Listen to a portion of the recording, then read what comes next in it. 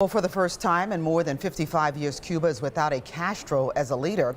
Now today, Cuba leader Raul Castro handed over power to his second in command. He's stepping down since taking over for his brother Fidel Castro in 2006. NBC6 reporter Natalia Ortiz is live in our newsroom with a look at the new man in charge. Natalia. Well, Trina, Jawan, one thing he's not is the status quo communist leader.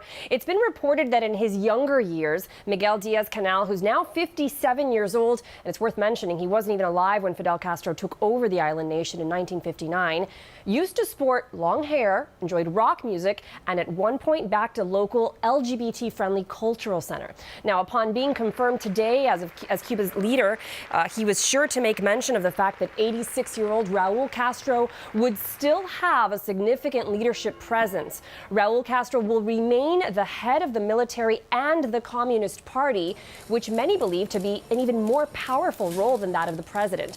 Diaz-Canel is a longtime Communist Party official and was the party's sole presidential candidate when he was voted into office via a secret ballot yesterday. This transition of power is occurring almost 57 years to the day since the failed Bay of Pigs invasion.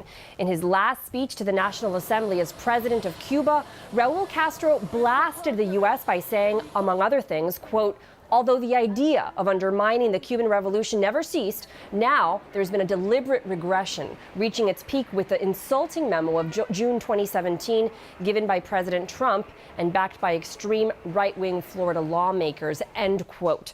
Meanwhile, Florida Congressman Ted Deutsch stated, quote, "Unfortunately, today's transition of power did not give the Cuban people the chance to vote in a free and fair election for their new leader. The incoming leadership must seize this opportunity for significant and desperately needed reform in Cuba to guarantee basic human rights for every Cuban and put the country on a path toward democracy," end quote. There is still quite a bit of uncertainty regarding what impact the new head of state will have, if any, on the Cuban people on the island and on U.S.-Cuba relations. Live in the newsroom, Natalia Ortiz, NBC6 News. Back to you. Natalia, thank you. President Trump is heading back to